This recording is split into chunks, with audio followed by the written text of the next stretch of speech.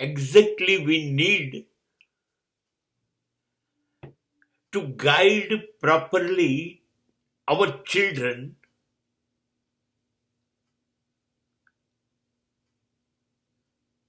and basically parents can do it.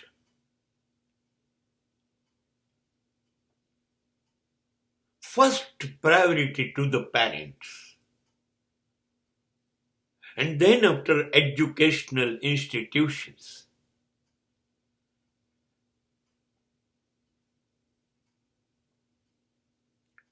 શું ઈચ્છો છો? સતયુગ પાછો લાવવો છે? બધું જ નીતિ, સત્ય અને ન્યાય અને ધર્મના માર્ગે ચાલે એવો સમાજ જોઈએ છે? હા, તો એ આટલું નાનકડું છે, હજી કોળિયા ભરતા શીખવાનું છે.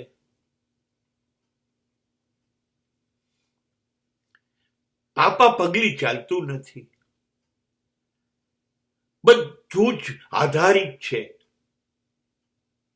ત્યારે માં અને પિતા, એમાં 90% માતા અને 10% પિતા, કેમ કે પિતાએ જવાબદારી આર્થિક અને બીજી સામાજિક ઉઠાવવાની.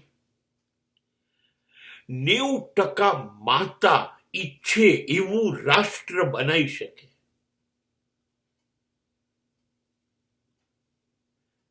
ધણ ડુંગરા ડોલે, શિવાજીને નીંદરું ના આવે, માતાજી જા બાઈ ઝુલાવે.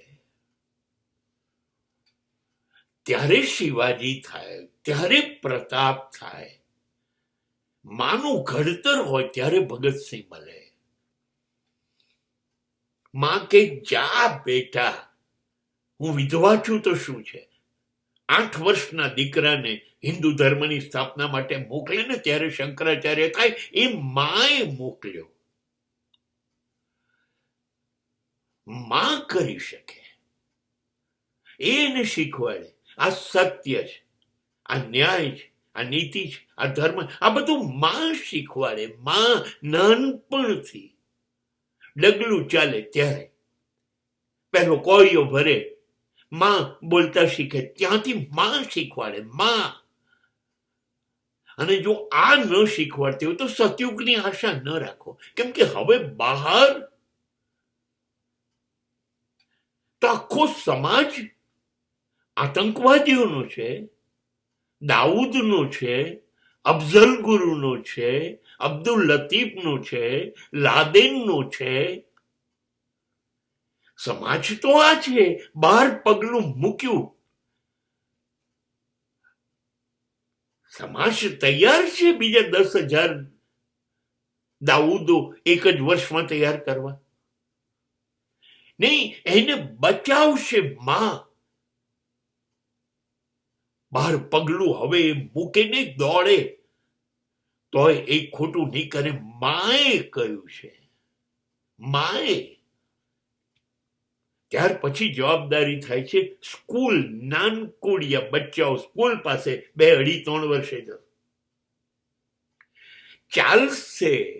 આઈન્સ્ટાઈન, ન્યૂટન કે 12 સીતા 84, 12 8 96 નહીં ગોખાવો, ચાલશે. પણ એને નિયમિત આવવું જોઈએ. એને પ્રાર્થનામાં આંખ બંધ રાખવી. એને શિક્ષકનું સન્માન સ્વીકારવું. એને ચોરી ગૃહ કાર્યમાં નથી કરવી, નથી પરીક્ષામાં કરવી. આ બધી શરૂઆત કોણ આપશે? સ્કૂલ આપશે? નથી આપતી.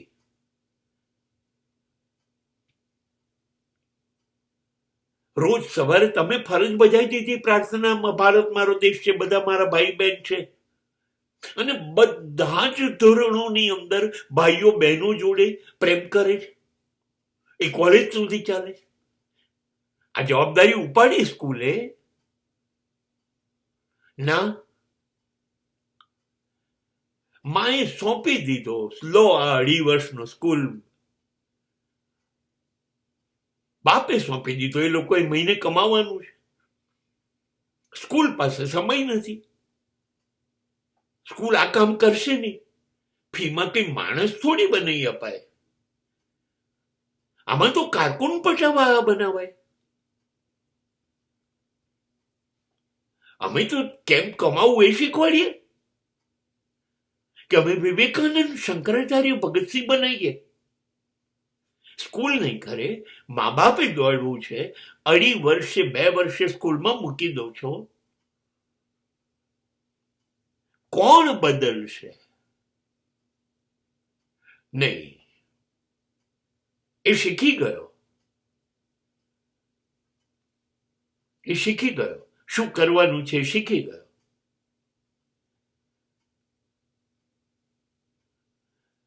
હું એક શાળામાં જ્યાં કામ કરતો ત્યાં ગાડી જે જુનિયર કેજી, નાનકડા 2-2.5 વર્ષના બાળકો,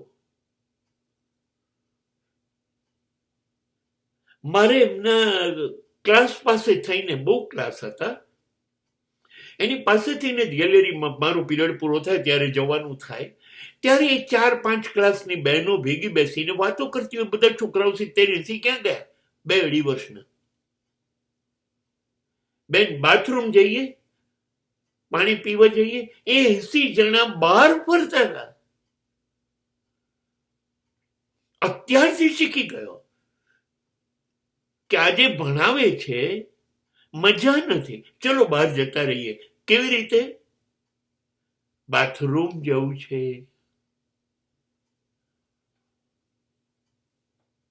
નહીં, આપણે ગુનેગારો પેદા કરવાની ફેક્ટરી જ બનાવી છે સ્કૂલમાં. 8મા ધોરણથી પ્રેમમાં પડી જતા બાળકો 11-12માં તો ગર્ભપાત કરાવતા શરૂ થઈ ગયા. ચોરી કર્યા વગર તો અચ્છા, વચ્ચે સુપરવાઇઝર રાખવાની જરૂર જ છે. શિક્ષણ સંસ્થાઓ, ગુજરાત રાજ્યની 10મા-12માની પરીક્ષા થાય ત્યારે લાખો રૂપિયા પરીક્ષાની સ્ક્વોડ, સુપરવાઇઝરો માટે કામ. કેમ કે સ્કૂલો, કોલેજો, શિક્ષકો પુષ્કળ દરેક સેન્ટર પર ચોરી કરાવે છે, એને પકડવા માટે આ મોકલવા પડે છે. જો એવું ન થતું હોત તો આ લોકોની જરૂર જ નહોતી. શિક્ષણ આપો છો તમે 10મા-12મા ધોરણમાં લગભગ 14 અને 17-18 વર્ષના. કાપલી કાઢીને ચોરી કર્યા વગર તો લખતા નથી. ગુંડા જ પેદા કરીએ છીએ કે બીજું કઈ?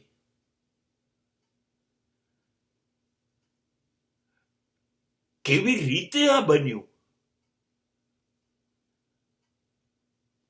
હું સવારે 7 વાગે મારી શાળા પર પહોંચું ત્યારે લગભગ 40% યુવાનો બસ થોડીક દૂર ઉભા રહીને સિગરેટો પીએ. આ કેવી રીતે બન્યું? અને પછી તપાસ કરતા ખબર પડી એ સિગરેટો તો અફીણની, ગાંજાની, ચરસની હતી. એનાથી આઘાતજનક વસ્તુ. હા, જોડે ઉભેલી એમની સ્ત્રી મિત્રો, વિદ્યાર્થીનીઓ, છોકરીઓ પણ 2-3 ફૂંક મારતી. એક સિગરેટ 70 રૂપિયાની મળે છે, અફીણની, ગાંજાની. ક્યાંથી લાવે આ લોકો? હવે મને કહો કે આ સમાજ શું કરશે? ગણપતિ વિસર્જનમાં પાણીના પાઉચના બદલે દેશી દારૂના પાઉચ વેચાયા. નવરાત્રીમાં બધા જ યુવાનોની, યુવતીઓ લગભગ પેપ્સી અડધી ખાલી કરી અને ઇંગ્લિશ દારૂ ભરી સમાજ જુએ છે કે પેપ્સી, કોકા કોલા પીએ છે.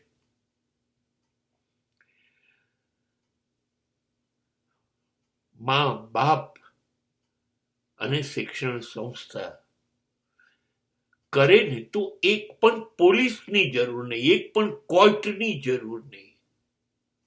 કોઈ ગુનો થશે જ નહીં, સજા જ નહીં હોય. અને સમાજ અદ્ભુત બની શકશે, પણ નહીં બને. ખાતરી આપું છું, જેમ સમય બદલાશે એમ એટલો હલકટ સમાજ બનશે